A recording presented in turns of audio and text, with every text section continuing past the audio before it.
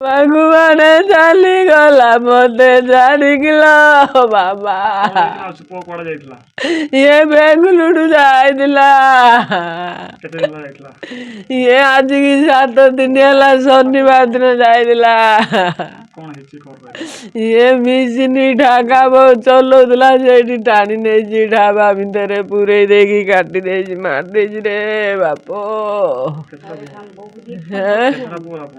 ଦିଟା ପୁଅ 2ଟା ଝିଅ। ଏ ସାନ ପୁଅ ସବା ସାନ ପୁଅ।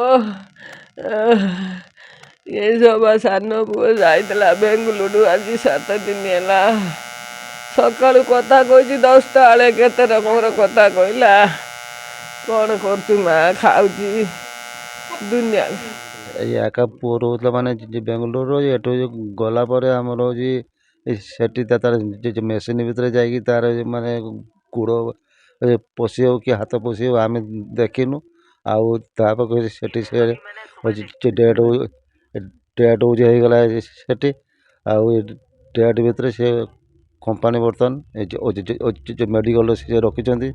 ଆଉ ମେଡ଼ିକାଲ ମାନେ ପୋଷ୍ଟମର୍ଟମ୍ କରିକି ମାନେ ପଠେଇବେ।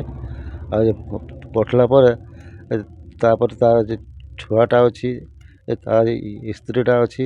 ଆଉ ସେମାନେ ଚଳିବେ ମାନେ ଆଜି ଘଟଣା। ଆଉ ଆଜି 2ଟା ବେଳେ ସିଏ ତ ରହିଲାଣି ମାନେ 1.5 ଦିନ ହେବ। ଆଉ ସେ ମାନେ ସେ ହେଉଛି ଏବେ ଯାଇଛି 7 ଦିନ ହେଲା।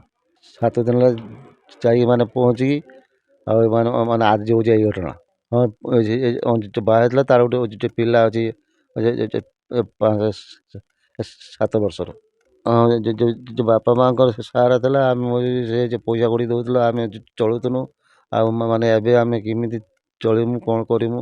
ଆଉ ତାର ହେଉଛି ତା ପିଲାଟା କେମିତି ଚଳିବ, ତା ସ୍ତ୍ରୀଟା କେମିତି ଚଳିବ, ସେଇଟା ହେଉଛି ଆପଣଙ୍କୁ ମାନେ ସାହାଯ୍ୟ। ସେ ଯାଇଥିଲା ପରଦିନ ଯାଇଥିଲା 8 ଦିନ ହେଲା ଯାଇଥିଲା। କ'ଣ ହେଇଛି ଆମେ ଜାଣୁନି। ଇଏ ବୁଢ଼ାବୁଢ଼ୀ ଚଳିବ କେମିତା, ରହିବ କେମିତା, ସେ ଛୁଆ ଟୁକିଟେ ଛୁଆ କେମିତା ପାଳିବ, କ'ଣ କରିବ, ଏଇ ଚିନ୍ତା କରୁଛି। ଆମେ ତା ଛୋଟ ଛୁଆଟା କହିଲା ବାପାକୁ ବমি କରିଲା।